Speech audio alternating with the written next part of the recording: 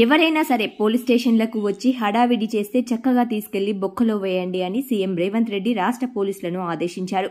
పోలీసులంటే నేరగాళ్లు భయపడాల్సిందేనన్నారు. పోలీస్ స్టేషన్కి వచ్చిన ఏ ప్రజాప్రతినిధి అయినా మర్యాదగా వ్యవహరించాలన్నారు. పేదలు, సామాన్యులు, బాధితులకు పోలీసులు అండగా ఉండాలన్నారు. నేరగాళ్ల హోదా చూసి పోలీసులు వెనక్కి తగ్గొద్దని అన్నారు. విధి నిర్వహణలో మరణించిన అధికారులు, పోలీసుల కుటుంబాలకు అండగా ఉంటామని సీఎం తెలిపారు. రాజకీయ ప్రమేయం లేకుండా, రాజకీయ ఒత్తిడి లేకుండా మీరందరూ మీ ఉద్యోగాలను నిర్వహించే విధంగా రాష్ట్ర ప్రభుత్వం మీకందరికీ అవకాశాలు కల్పిస్తుంది. నా విజ్ఞప్తి ఒక్కటే, ఈ ఉద్యోగం మీకు ఉపాధి కాదు. ఈ ఉద్యోగం ఒక భావోద్వేగం.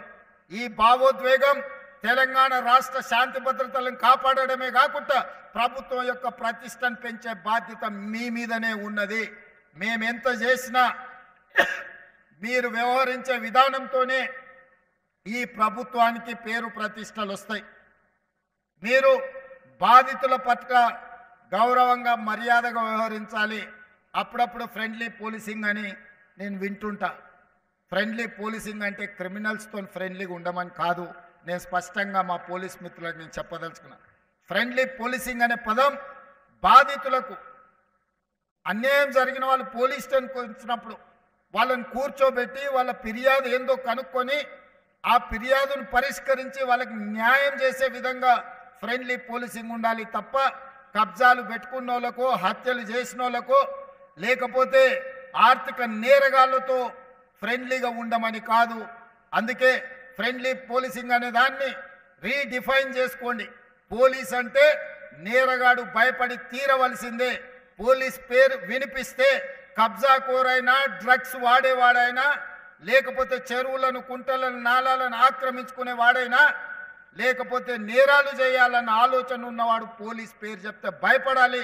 వాళ్ళను భయపెట్టండి. బాధితుల పట్ల ఫ్రెండ్లీగా ఉండండి. అప్పుడే నిజమైన పోలీస్ వ్యవస్థకు గౌరవం పెరుగుతుంది. సమాజంలో అత్యధికంగా కష్టపడేది పోలీసు వాళ్ళే, కానీ అత్యధికంగా విమర్శలు ఎదుర్కొనేది కూడా పోలీసు వాళ్ళే. ఇది అందరు పోలీసుల వల్ల రావడం లేదు. కొద్దిమంది పోలీసుల వ్యవహారం అంత పోలీస్ వ్యవస్థకే చెడ్డ పేరు తెచ్చే విధంగా, విమర్శల్ని ఎదుర్కొనే విధంగా పరిస్థితులు ఉంటున్నాయి. కాబట్టి ఈ ప్రభుత్వంలో మీకు స్వేచ్ఛ ఉంటుంది. ఈ స్వేచ్ఛ ప్రజాస్వామ్యాన్ని కాపాడడమే కాదు, ప్రజలకు అందుబాటులో ఉండి బాధితులను ఆదుకునే విధంగా ఈ స్వేచ్ఛ మీకు ఉంటుంది. నేరగాళ్ల పట్ల కఠినంగా వ్యవహరించండి. కొంతమంది డాపు దర్పం ప్రదర్శించడానికి పోలీస్ స్టేషన్లకు వచ్చి హడావిడియో చేస్తే చక్కగా తీసి బొక్కలేయండి అని నేను చెప్పదలుచుకున్నా. పోలీస్ స్టేషన్కి వచ్చిన వాళ్ళు పోలీసుల పట్ల మొదట మర్యాదగా వ్యవహరించాలి. పోలీసులు వాళ్ళ పట్ల మర్యాదగా వ్యవహరించడం ఎంత ముఖ్యమో, పోలీస్ స్టేషన్కి వచ్చిన ప్రజాప్రతినిధి ఎవరైనా సరే పోలీసుల పట్ల కూడా మర్యాదగా వ్యవహరించాల్సిన అవసరం ఉన్నది. వాళ్ళు అమర్యాదగా వ్యవహరిస్తే మీరు మర్యాదగా ఉండడం వల్ల అది చేతగాంతనంగా కొన్నిసార్లు సమాజానికి సందేశం ఇచ్చిన వాళ్ళం అవుతాము. కాబట్టి ఈ విషయంలో మీకు స్పష్టత ఉండాలి. ఈ వేదిక మీద నుంచి పోలీస్ శాఖ సిబ్బందికి టాప్ టు బాటం నేను ఇచ్చే ఇన్స్ట్రక్షన్ ఒక్కటే. బీయింగ్ అనే chief minister as well home మినిస్టర్గా నేను మీకు ఇస్తున్న ఆదేశం ఒక్కటే.